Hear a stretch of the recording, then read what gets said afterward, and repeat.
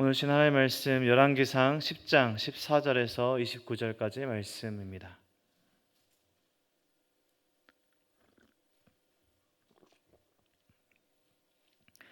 열왕기상 10장 14절에서 29절까지 말씀을 한 절씩 교독하시고 마지막 29절 함께 읽도록 하겠습니다. 교독하시겠습니다. 솔로몬의 세입금의 무게가 금 666달란트요 그 외에 또 상인들과 무역하는 객상과 아라비아의 모든 왕들과 나라의 모든 고관들에게서도 가져온지라. 솔로몬 왕이 쳐서 늘린 금으로 큰 방패 200개를 만들었으니 매 방패에 든 금이 600세겔이며 또 쳐서 늘린 금으로 작은 방패 300개를 만들었으니 매 방패에 든 금이 300만에라. 왕이 이것들을 레바논 나무궁에 두었더라. 왕이 또 상하로 큰 보좌를 만들고 정금으로 입혔으니 보좌에는 6층계가 있고 보좌 뒤에 둥근 머리가 있고 앉은 자리 양쪽에는 팔걸이가 있고 팔걸이 곁에는 사자가 하나씩 서 있으며 또 12사자가 있어 그 6층계 좌우편에 서 있으니 어느 나라에도 이같이 만든 것이 없었더라. 다 금이요 레바논 나무궁의 그릇들도 다 정금이라. 은기물이 없으니 솔로몬 시대에 은을 귀히 여기지 아니하므 왕이 바다에 다시스 배들을 두어 히람의 배와 함께 있게 하고 그 다시스 배로 3년에 한 번씩 금과 은과 상아와 원숭이와 공작을 실어 왔음이더라. 솔로몬 왕의 재산과 지혜가 세상의 그 어느 왕보다 큰지라. 온 세상 사람들이 다 하나님께서 솔로몬의 마음에 주신 지혜를 들으며 그의 얼굴을 보기 원하여 그들이 각기 이물을 가지고 왔으니 곧 은과 금그릇과 의복과 갑옷과 향품과 말과 노새라. 해마다 그리하였더라. 솔로몬이 병거와 마병을 모으매 병거가 1400대요 마병이 12000명이라. 병거 성에도 두고 예루살렘 왕에게도 두었으며 왕이 예루살렘에서 은을 돌같이 흔하게 하고 백향목을 평지에 뽕나무같이 많게 하였더라. 솔로몬의 말들은 애굽에서 들여왔으니 왕의 상인들이 값주고 산 것이며 애굽에서 들여온 병거는 한 대에 은 600세겔이요 말은 만필에 150세겔이라. 이와 같이 햇사람의 모든 왕과 아람 왕들에게 그것들을 되팔기도 하였더라. 아멘. 오늘은 어제 본문에 이어서 솔로몬의 소유를 보여주고 있습니다. 우리는 오늘 본문을 어떻게 묵상하고 삶에 적용할 수 있을까요? 네, 하나님 이런 말씀이 필요했습니다. 솔로몬의 이런 재산을 나에게도 주옵소서 하면 좋을까요? 성도님들 이런 재산을 원하십니까? 네, 세상에서는 이런 재산이 곧 힘이죠. 이런 많은 것을 가지고 있는 것이 세상에서 힘을 가지고 살아갈 수 있는 한 이유이기도 합니다. 성경이 솔로몬의 이런 물질적인 소유를 강조하며 보여주고 있는 것은 고대 사회에서는 하나님께서 복을 주셨다는 눈에 보이는 증거가 많이 가졌다 이것을 말하고 있기 때문에 이렇게 강조하면서 보여주는 한 이유이기도 합니다. 의롭게 살았다는 그 증거가 부를 많이 소유하고 있다는 그 삶에 드러나는 것으로 생각하는 것이 고대 세계에서 생각하는 축복이었습니다. 하지만 우리가 잘 아는 것처럼 성경은 또 하나님은 부하고 가난한 것으로 결코 축복을 나누지 않으십니다. 하나님을 믿고 말씀대로 사는 사람들이 가난할 수도 있고요, 부할 수도 있습니다. 세상적인 번영이 하나님 앞에서 올바르게 의롭게 살았다는 증거가 된다거나 또 죄를 많이 지어서 가난해졌다라는 것이 결코 아니라는 것입니다. 하나님의 말씀대로 살고 있다는 증거가 필요하다면 오히려 삶에 고난과 박해가 있는 것이 하나님의 말씀대로 산다는 그 증거가 될 수 있습니다. 하나님께서 말씀하신 진정한 보물은 예수님을 통해서 말씀하셨듯이 이 땅의 것이 아니라 하나님의 것입니다. 하늘의 것입니다. 솔로몬은 오늘 본문을 통해서 보았듯이 지금 환산해 보아도 가늠하기 어려운 그 소유가 어느 정도인지 가늠하기 어려울 정도의 막대한 부를 축적하고 있습니다. 오늘 본문이 그의 소유를 측정하고 말하고 있는 이 순간에도 계속해서 보물들이 주변 나라들로부터 또 이스라엘 안에서부터 계속해서 들어오고 있습니다. 조공과 세금과 무역을 통해서 엄청난 부가 솔로몬에게 또 이스라엘에게 쌓이고 있습니다. 14절에 보면 솔로몬의 세입금의 무게가 금 666달란트라고 하는데, 그것을 좀 환산해 보자면 금이 약 22톤, 대략 22톤 정도가 금 666달란트와 맞먹는 그 분량입니다. 저는 금 1톤도 본 적이 없는데요, 금이 22톤입니다. 금이 이렇게 많으니 은이 귀하게 여겨지지 않는다라고 이야기합니다. 솔로몬 왕 시대에 은이, 우리가 지금 금과 은이 참 귀한데, 은도 참 귀한데요, 은이 귀하게 여겨지지 않는다라고 말하는 시대입니다. 금으로 무엇을 하냐면요, 금으로 방패를 만듭니다. 군사들이 싸우기 위해서 뭔가 튼튼한 철로 만드는 것이 아니라 금으로 방패를 만드는 시대입니다. 군사용이 아니라 과시용이죠. 금과 상아로 왕의 보좌를 만듭니다. 왕이 먹고 마시는 그릇들이 다 금입니다. 두로왕 히람과 함께 보물들을, 또 동물들을 들여옵니다. 지중해, 홍해, 지금의 유럽과 아시아, 아프리카 온 나라들과 무역하면서 솔로몬과 이스라엘은 이스라엘의 역사상 지금까지도 전무후무한 이스라엘의 번영을 누리고 있습니다. 이것은 결코 우연이 아니라, 또 솔로몬의 탁월함이 아니라 하나님의 약속의 결과였습니다. 하나님께서 열왕기상 3장 12절에서 보면 하나님께 겸손한 듣는 마음을, 지혜를 구하는 솔로몬에게 솔로몬이 구하지 않는 것까지도 주겠다라고 말씀하셨습니다. 부귀와 영광도 내게 주노니 내 평생의 왕들 중에 너와 같은 자가 없을 것이다 약속하시면서 축복하셨던 그 말씀을 기억하실 것입니다. 하나님께서 다른 것이 아니라 하나님의 말씀을 듣는 그 지혜를 구하는, 겸손하게 하나님 앞에서 이것을 구하는 솔로몬에게 그 어떤 나라의 왕에게도 없는 이 지혜뿐만 아니라 재물도 주실 것을 약속하셨고, 오늘 본문을 통해서 그 하나님의 그 약속의 이루심이 사실 이루어지고 있는 것이죠. 정치, 경제, 군사, 이 이스라엘 모든 영역에서 이스라엘은 다시 없을 번영을 누리고 있습니다. 솔로몬이 기도했고 하나님께서 응답하셨습니다.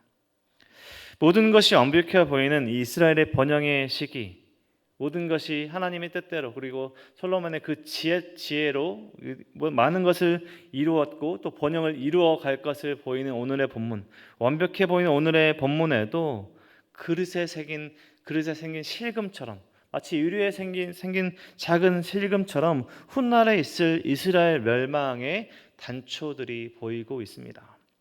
우리가 잘 알고 있죠. 솔로몬 왕 시대 이스라엘이 어떻게 됩니까?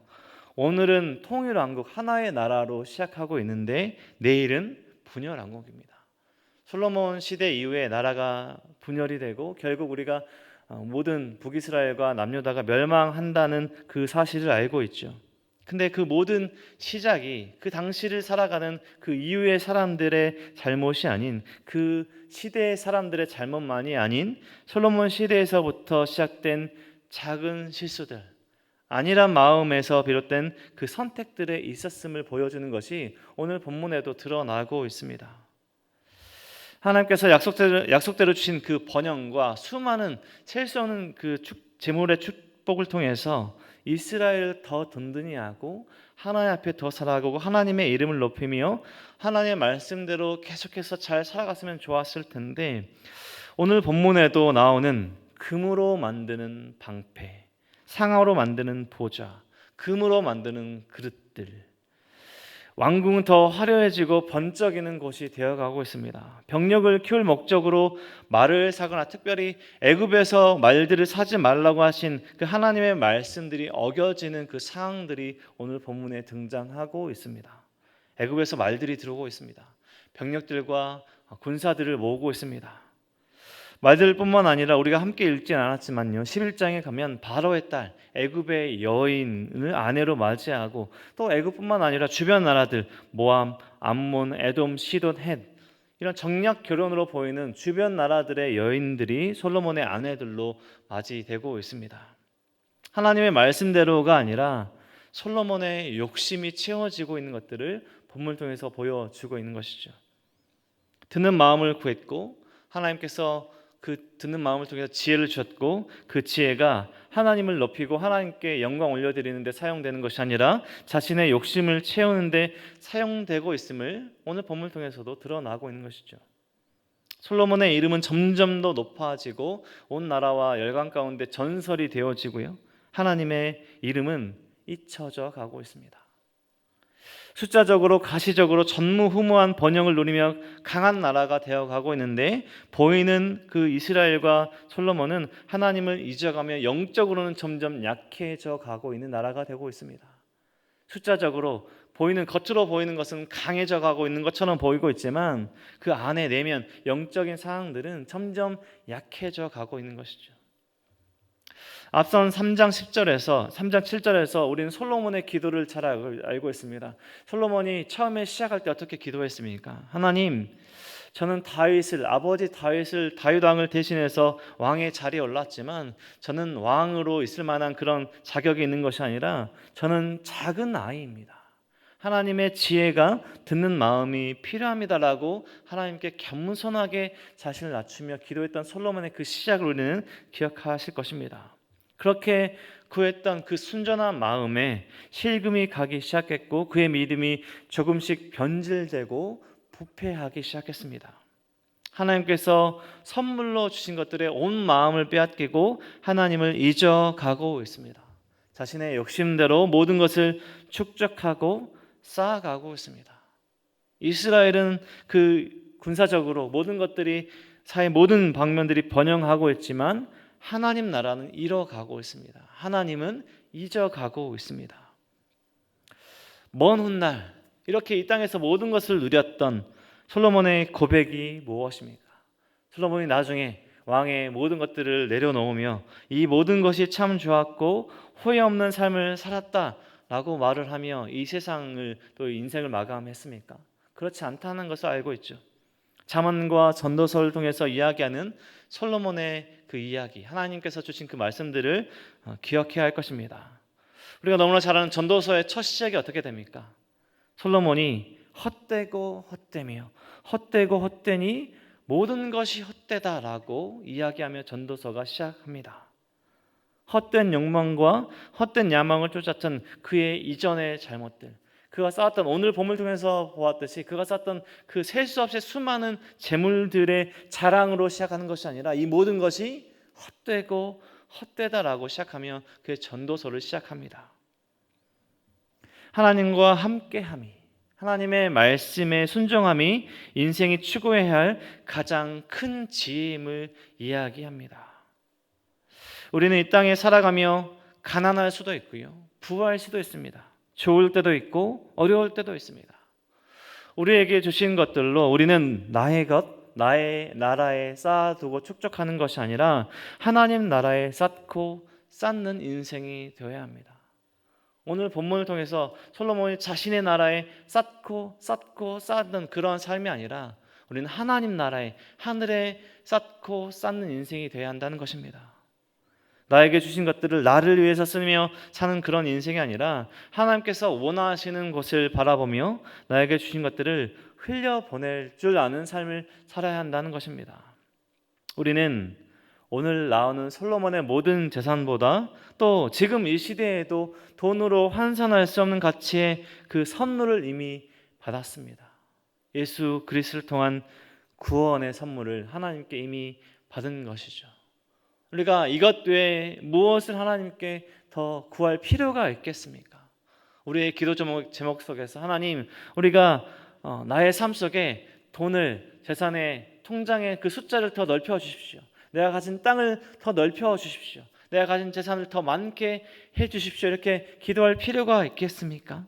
우리가 이 땅에서 돈으로 환산할 수 없는 그 놀라운 선물을 우리는 이미 받았습니다. 우리가 이 자리에 나와 있다는 것이 우리가 말로 닿을 수 없는 하나님의 큰 은혜이자 선물임을 우리는 기억해야 합니다.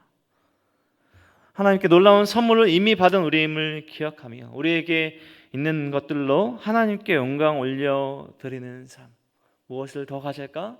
무엇을 더 소유할까가 아니라 더 나눌까? 어디에 더 베풀까? 어디에 더 흘려보내야 하나님께서 기뻐하실까라고 하나님 앞에 살아가는 우리의 인생이 되어야 할 줄 믿습니다.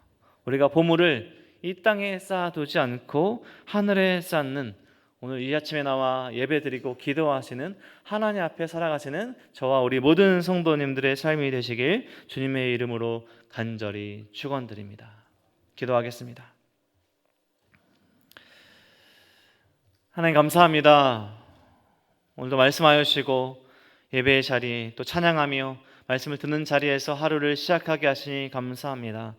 하나님 앞에 살아간다는 것이 하나님의 말씀을 또 읽고 묵상하며 깨달으며 그 말씀대로 살아갈 수 있다는 것이 우리가 이 땅에서 받을 수 없는, 이 땅에서 세상의 돈으로 환산할 수 없는 이미 큰 선물을 받은 우리 인생임을 기억하며 우리가 하나님 앞에서 더욱더 말씀대로 살아가는 우리의 삶이 될 수 있도록 인도하여 주시옵소서. 하나님, 우리가 다른 것을 구하는 것이 아니라 하나님 앞에 무엇이 하나님께서 기뻐하시는 삶인가, 하나님께 영광 올려드리는 삶인가, 우리가 하나님 앞에 코람데오의 삶을 살아갈 수 있도록 도와주시고 하나님을 기쁘시게 하는 우리의 삶과 가정과 우리 공동체가 될 수 있도록 인도하여 주시옵소서. 또 추석 명절을 보내게 하신 하나님 감사합니다. 우리 온 가족들이 모여 하나님께 예배드리며 하나님의 은혜를 누리는 그 기쁨을 누리게 하시고 자자손손 하나님께 예배드리며 하나님을 기쁘시게 하는 우리의 가정과 가문이 될 수 있도록 우리 모든 성도님들의 삶과 가정을 축복하여 주시옵소서. 주신 모든 은혜와 사랑 감사드리며 예수 그리스도의 이름으로 기도드립니다. 아멘.